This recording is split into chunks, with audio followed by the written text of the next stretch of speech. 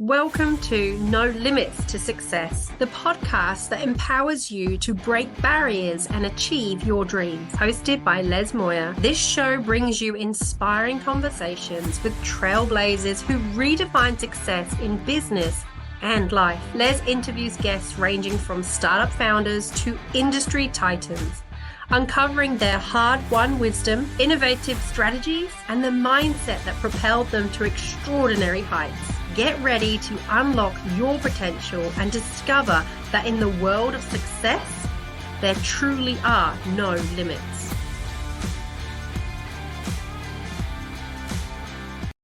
G'day. Great. Great to be here, mate. Look forward to having a yarn with you. I guess from my perspective, I'm just a dodgy old plumber from Logan. Not a psychologist or a psychiatrist or anything like that.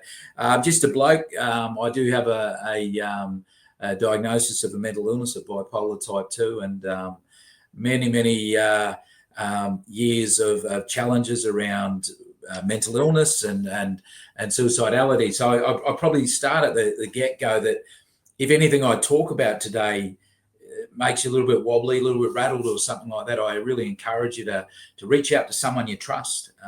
We've got some amazing support services in Australia. Lifeline 131114, Mates in Construction if you're a tradie, 1300 642 111. So reach out if anything that we talk about today rattles your cage, just in terms of safety. I'm doing okay, so thanks for asking. I think I've been through some pretty deep depression myself, so I certainly understand. And I think what I like about Mates in Construction and a lot of the other ones is that it opens that conversation up. When I was early on, I felt very alone. I don't know if especially when you're feeling those dark spaces and suicidal. But I think it's the ability to go, there is somebody there, and you can do it without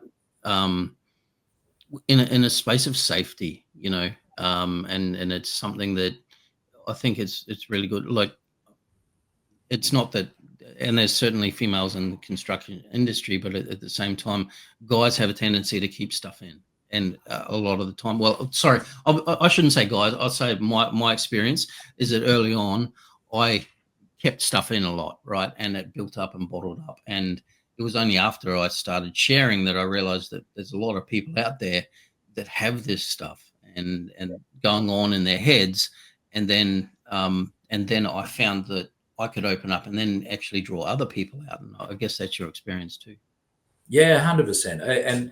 And I think it for me, it hit that. I hit that rock bottom as well in one particular moment back in 2012 and 2013, and you do. You feel alone and isolated. You feel, how could anyone possibly know what I'm experiencing right now, what I'm going through right now, and so as a result, a lot of that societal scripting that we talked about before was that you're not supposed to show vulnerability. You're supposed to be X, Y, Z, and I think the reality is that we're all human, right?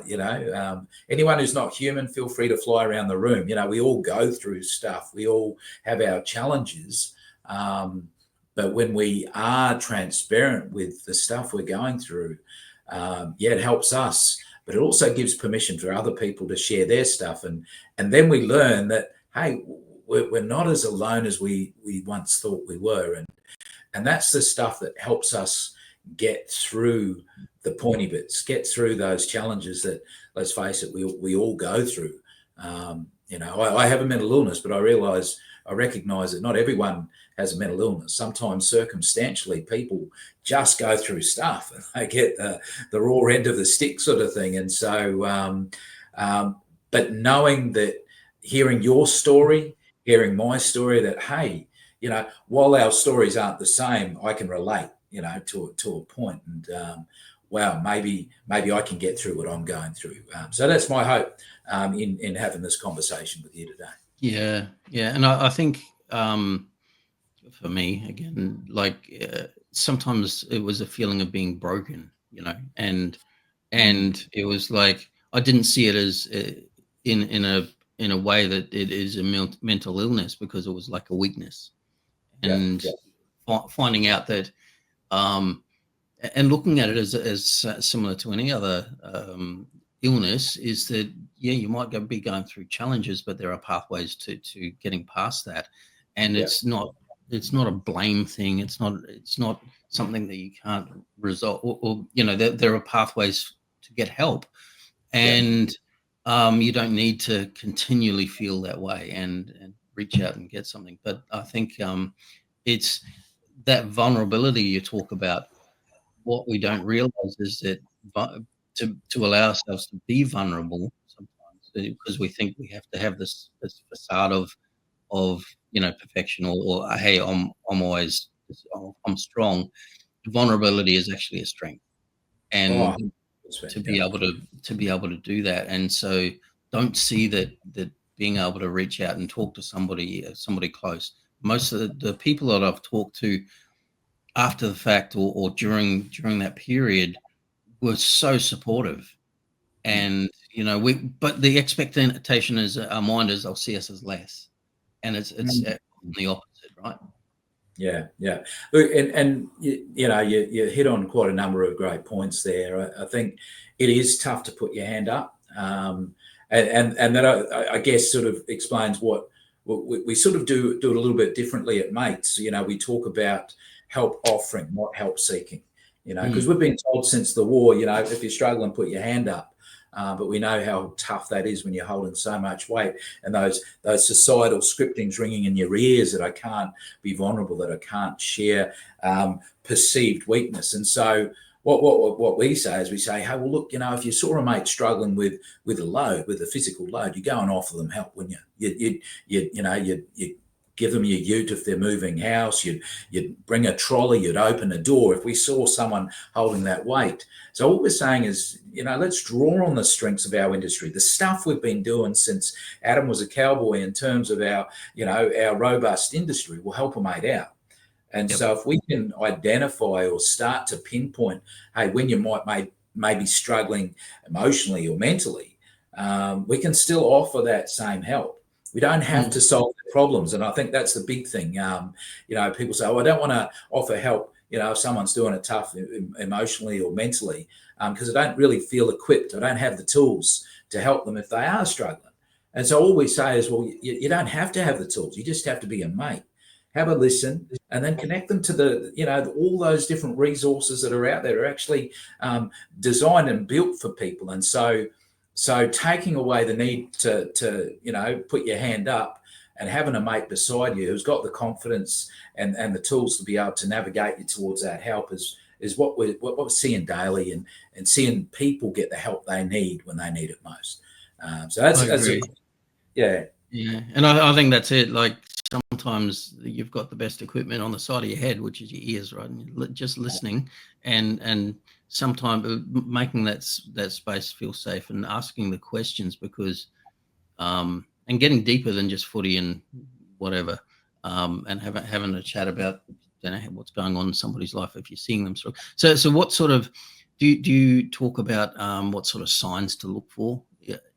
Yeah, absolutely. And this stuff's so individual, mate. Like, signs to look for in you are different to signs to look for in me. And what we always say is look, we spend more time at work with the people we work beside than we do often with the family we live with. So you get to know when someone's on, and you get to know when someone's off. And so sometimes it's just about, trusting your gut. Your gut instinct, gets you out of a nubble of pickles and jams and stuff like that in life. So trust your gut. If you're sensing your mate's doing things differently, or saying stuff that they wouldn't normally say, those are all invitations to have a conversation. It doesn't always have to be about the deep and dark end of, the end of, of depression and all those sort of stuff. Sometimes people are just struggling and they need a hand. And so it's about noticing some of those, what we call invitations or warning signs, as you referred to, things that people do differently, things that people say differently. And if you know someone's going through some of those circumstances that send us all sideways, relationship breakdown, financial hardship, loss of someone you love, grief, all of those things, all of those things are an invitation. If I know someone's going through some of those things, and seeing and hearing some of those changes, that's an invitation for me as a mate to step in and call them out on what I'm noticing. And it's a simple process of, mate, you're doing that, you're saying that, and I know you're going through this. That's not like you, what's going on. And that's how we get that conversation started. And as I said, the key thing as tradies is we fix stuff, but here's not our goal of fixing stuff. We're just using those ears to listen, to understand. I love the great saying, I think it was Francis of Assisi that said, "Seek first to understand before being understood." So it's not rocket surgery, but it is a simple construction-y type reminder for me that, all right, let's listen to my mate and let's hook them up with some help that's available if they need that help. Especially in construction, I think the way that you guys have tailored it, especially for the construction industry, not just being there for a phone call or something like that, but actually outreaching and helping people get into that mind of thinking of your mates first. Is there a story or an outcome that really resonates or just is in your heart that you want to share? And because I think sometimes when we hear about the difference in somebody else and what's changed for them, it goes, okay, well, that makes it sticks with us. Look, there is, and if you'll, I hear stories every day. I've been with mates in construction for just over 8 years now, and I've seen some legends really do it tough. But more importantly, I've seen legends who are volunteers. We call them connectors, that step up and help someone. And I wrote a poem. So would you indulge me in a poem right now? Absolutely, I'd love to. So this is a story that we see daily, almost daily. Just someone struggling, but a good-hearted mate that's willing to actually step up and support that mate and get them to the help that's available. And I call this poem Old Mate. Okay. Old mate was a chickie from the construction industry with tats all down his body and a mullet flowing free. He was a wag who loved to laugh, yet worked the timber hard. At smoko drowning in his sweat, he was always quite the card. Often loud at pre-start with a joke, a quip, or worse, singing mostly out of key and reciting tasteless verse. His swagger was alluring, top bloke to be around. But something changed that Monday morn when he didn't make a sound. He might be off, Baz whispered as old mate stared at the floor, and with the toolbox over, he was first to make the door. No one had seen old mate that low, real close to leaking tears. Not even when the Broncos lost and he hoofed those flaming beers. This was a change, there is no doubt, so they said, just give him space. Nobody knew what might be wrong, but there was something out of place. Now, it finally took old Bluey to step up to the plate. He was a trained connector, and he tracked down our old mate. He started off by saying, hey there, bloke, you okay? I noticed you are not yourself at the toolbox talk today. Old mate was slow to answer, with his eyes glued to the floor, afraid that if he looked at Blue, his face would leak once more. But Blue just sat in silence, and he gave old mate a chance to get his thoughts together. And then he gave old Blue a glance. I'm struggling, my brother. From a weekend straight from hell. Lost big time on the GGs, and me missus left as well. To cope, I sought the wrong advice from Johnny, Jack and Jim, and then getting done for DUI. Lost my licence on a whim. I don't think I can take no more, he said with dread and fear. I'm broken down, old Blue. I'll be better off not here. Then Blue stepped in so genuine and said, oh, mate, that's tough. Sounds to me like you may be thinking that you've finally had enough. Old mate said, yeah, you got it right. I can't do this anymore. And Blue said, well, I'm listening now. So tell me, what's the score? And just like a busted water pipe, his thoughts began to spew, while Blue just sat and listened because that's the best thing he could do. He nodded and affirmed old mate, not trying to fix a thing.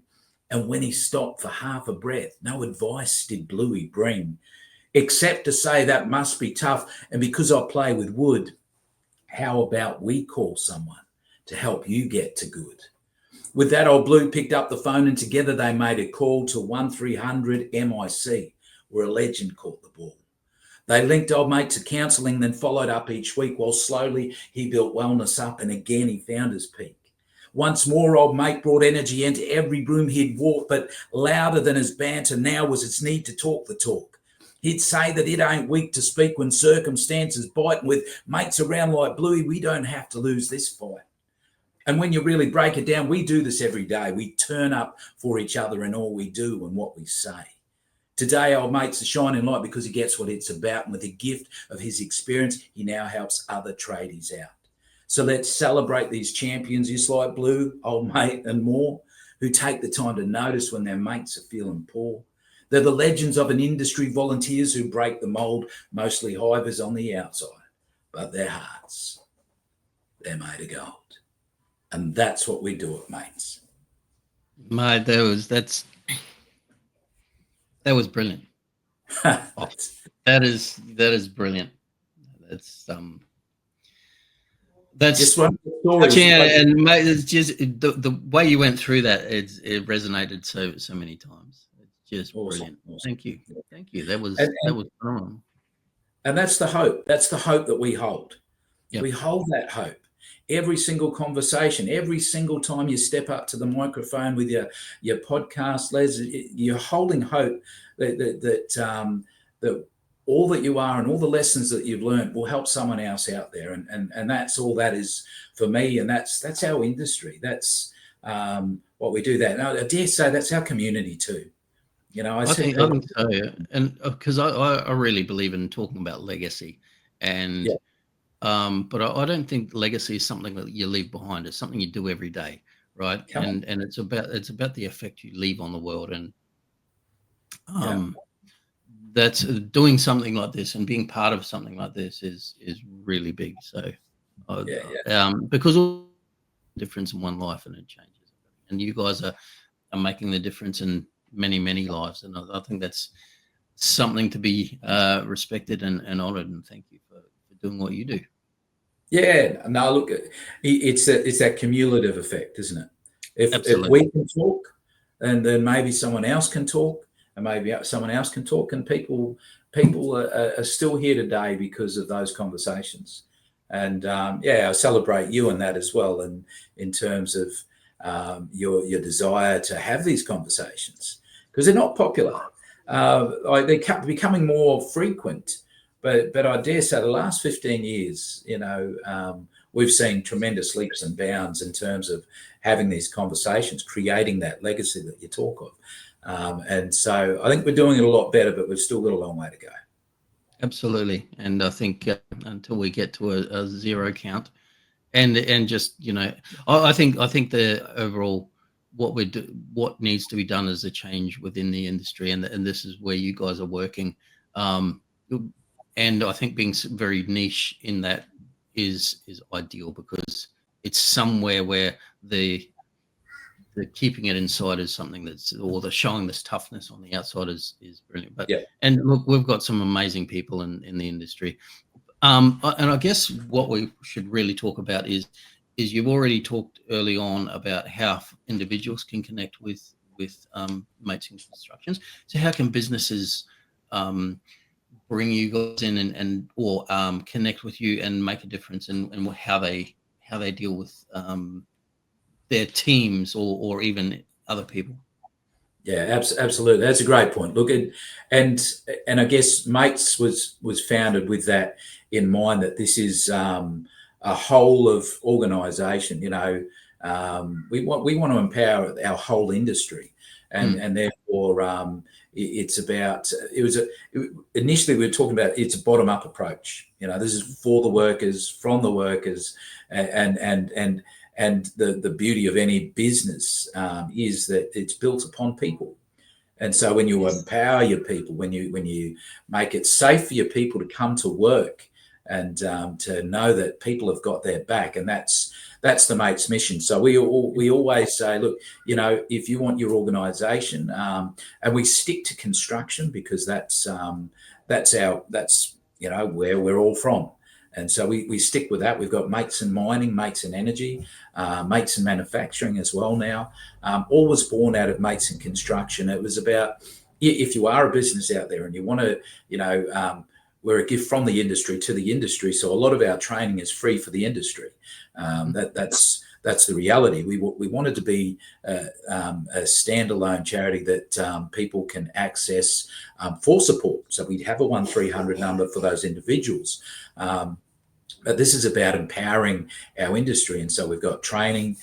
We do a 1 hour session for what we call general awareness training, identifying that, hey, in our industry, we're actually at a far higher risk of suicide than the general population of Australia. And so we have that general awareness training. And then we do some gatekeeper training that we call, that's called Safe Talk. And so we call it Connector, we constructionify it. And that's a simple 4-hour course for all volunteers to learn how do we identify if someone's struggling, how do we have that conversation, how do we get that person to help. So that's that suicide prevention training, and there's assist training as well. So any construction organisation can access that. Simply jump on our website, mates.org.au, or call our 1300 number. So that 1300 number, 1300 642 111, is for everyone in our industry and our immediate family for support. But it's also a great way of reaching out and saying, hey, we want to, our company wants to jump in and do some training with you. And as I said, a lot of that training is free. I think there's only one session out of many that you have to pay for, but it's a 2-day course and very minimal charge. But at the end of the day, it's a gift from the industry to the industry. So any company out there that might be interested in that, we here in Queensland and different states around Australia as well, that's our heart and our mission, is to empower businesses and companies to give the tools to their people so that they can help them when they're struggling. And I think that's essential, like being able to, it's not a fake thing, or to be able to ensure that your team is in the best way, and even open up conversations within the team and have that as an ongoing thing. That's really important. Look, it has been brilliant. Thank you so much for sharing. I love the poem. I think that will probably touch hearts if people are watching. And please, anybody out there who is struggling, reach out. Yeah. It's something that's that if you come through it, you realize that it'll make you stronger, and you'll be able to help others through this as well. It's a whole shift, and it doesn't have to be a big struggle. We don't have to be going through something really big to be able to reach out and just have that conversation and do that. But also, if you own a business or you're part of a business, and you can suggest to your boss to go, let's do this, I think it makes a big difference. And what we're going to do, like I really feel like what I want to do is within building businesses is change the industry. You guys are changing the industry in the mental health space, because I think a lot of the times we pick up too much weight, and what happens is that if you do that, your body breaks down physically. If you're carrying too much weight mentally, you do have some struggles there, and you have some problems, but it isn't the way it has to stay. So yeah. Thank you so much for joining me, Justin. My pleasure, and thanks for the opportunity, mate. Appreciate your willingness to open this conversation. Can be a tough one, and remember, if you're struggling, or if someone comes up to you and says, hey, I've noticed that you might be struggling, be okay to say, yeah, I'm not okay, because it's okay to not be okay. It's not okay to do nothing about it. So yeah, call any of those helpline, call us, Lifeline, any of those amazing people out there. But thanks again, Les. Really appreciate you, mate. Cheers. And we'll put all the contact details in the notes as well. But brilliant. Awesome. Thank you so much. Cheers, mate. Take care. Thank you for listening to No Limits to Success with Les Moyer. We hope today's episode has sparked new ideas and motivation for your own journey. Remember, the only ceiling on your success is the one you create in your mind. To connect with Les's guests and explore their work, check out the links in our show notes. And if you want to dive deeper into the No Limits mindset, visit our website at nolimitstosuccess.com.au for exclusive content, resources, and upcoming events. And don't forget to subscribe wherever you get your podcasts and leave us a review. It helps others discover the show. Until next time, keep pushing boundaries and redefining what is possible. And remember, there are no limits to success.